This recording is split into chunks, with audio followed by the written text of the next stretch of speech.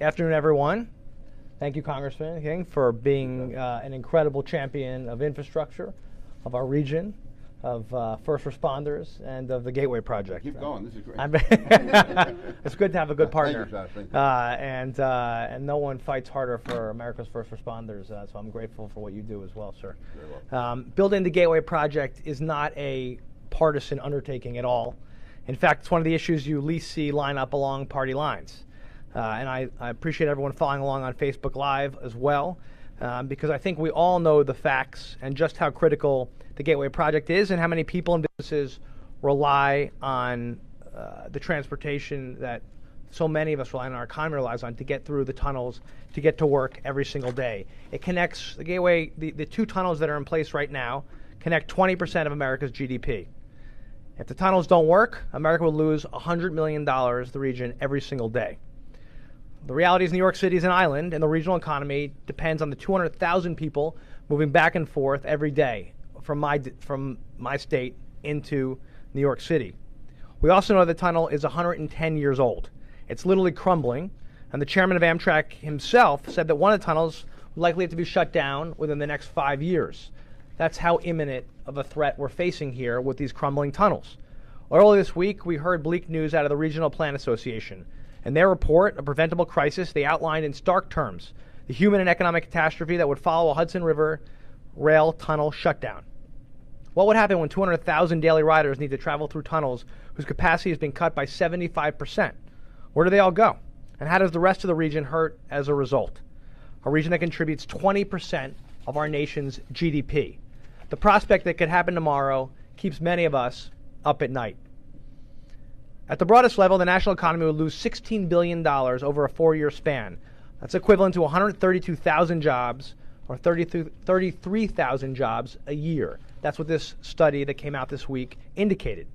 When 200,000 people move from trains to roads and planes, transit options which are already overtaxed and crumbling, 500,000 people will have to deal with roads and bridges even more clogged than before.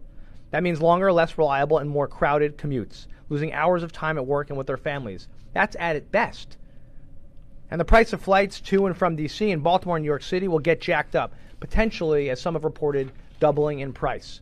It greatly would limit our options. If you're a Jersey homeowner, a tunnel failure would cost you in home value as your home becomes farther from the city. According to reports, Jersey wealth could shrink by $22 billion as property values tank. Finally, the cost is paid not only in dollars and cents, but also in human lives and safety. With more congested highways moving slower, the RPA anticipates 38,000 additional crashes every year. And with increased smog and pollutants from cars parked on the bridges, as many as 100 additional premature deaths over 4 years. Failure to act and build the Gateway Tunnel is a matter of life and death. It's a matter of people. It's a matter of our economic growth and success. It's also a matter of commuting times for families who need to get home to see their kids. And of course, it's a matter of productivity. And what's concerning is the administration's failure to act here. We need them to act. You know, this is a grim picture of what could happen, a literal doomsday. But the administration thinks that this project is of low to moderate importance, a decrease from the rating of medium to high it was given in the past administration. Well, if they're so confident that everything's fine, then obviously they must know something that we don't about how we're going to deal with the 200,000 people that need to get back and forth to work every day. I'm eager to hear what their plan is for and if, when one of the tunnels or both need to shut down before we have new tunnels built, since the project is stuck and they won't approve it. Since they're standing in the way of the Gateway Project being built, I assume they know something that we don't about how to deal with what would happen, the inevitable failure of a system if these tunnels go down. What isn't spoken about nearly enough is what's Plan B here. Today, Congressman King and I are announcing legislation to force the administration to give answers for their doomsday plan. What do? Right? This is just what we'd hope the Department of Transportation is working on. Scenarios for what do we do if one or both these tunnels go down. When it's formally introduced, it will ask for answers within 60 days from the Department of Transportation. How are people going to get to work? What do we do about the regional economy? How do we make sure that people can get back and forth onto the island so the economy can work? And, you know, last point, and then I'll turn it over to my colleague here, who I know has been grappling with this tunnel for many years. The incredible thing is that you have all these states mooching off of Jersey and New York already. taking our tax dollars. Our state, in my opinion, states pay way too much in federal taxes, and those taxes should be cut. That's why now we're going to fight to reinstate SALT and take other moves in those lines. My district has historically received 33 cents for every dollar sent to the federal government. 33 cents. It's ridiculous. Meanwhile, moocher states like West Virginia and Mississippi get $4.38 for every dollar sent there. And we can't get dollars back to actually deal with a potentially 20% impact on the GDP of our country. It's absurd. Arizona just got a state that they get $2 back in federal spending for every dollar they send, and last year they took $400 million for their light rail transit.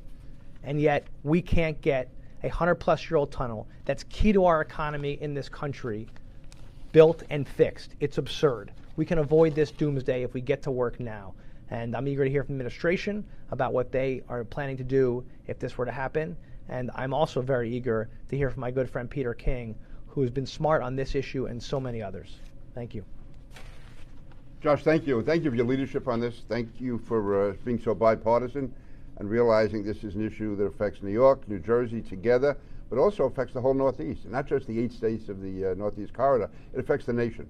But there is a blind view that people have that somehow they feel if it helps New York and New Jersey, it must be bad for the rest of the country, or they can choose to ignore it. And that's what's happened with the cutting back on the SALT deduction, which we have to fight to reinstate.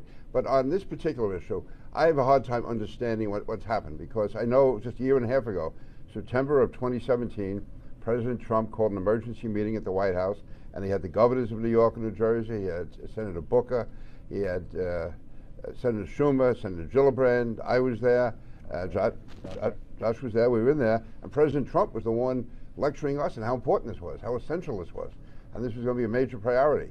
And since then, for whatever's happened with the Department of Transportation, why they are slow walking this, why they are downgrading it, and this is a real threat. It's a threat to the economies of New York and New Jersey, a direct threat. But it's also, again, a direct threat to the whole Northeast and to the rest of the country if they start thinking out. So what's behind this, I don't know. I agree with Josh. Maybe they're smarter than us. Maybe they have a master plan. Maybe they know how to get around this doomsday. So I am also almost as anxious as Josh to find out what this plan is. I want to see it. I want to look at it. I want to go over it, and then give them credit. If they actually found a way to avoid this crisis, so be it. But if not, then it's a terrible hoax on the people of New York and New Jersey, and it's terribly damaging to our entire region. So this is important that they come up front, they be up front, not somehow hide in the shadows. And Josh was going through the states that get benefits as opposed to New York and New Jersey. I particularly think of South Carolina, the state where Mick Mulvaney was from, and knowing how much money they get back for every dollar they send compared to what New York and New Jersey get. So I just, again, I was being facetious there a bit because I don't think there's that many geniuses down there. But if that's why it's so important that we do put them on notice that we are not going to sit back quietly. Either they put up or shut up. Either they come up with a plan to show how they work around this, or they get started with this project, release the money, and stop slow walking it. So with that, Josh, thank you for your efforts. That's great. Thank you. Thank you. That's excellent. Thanks.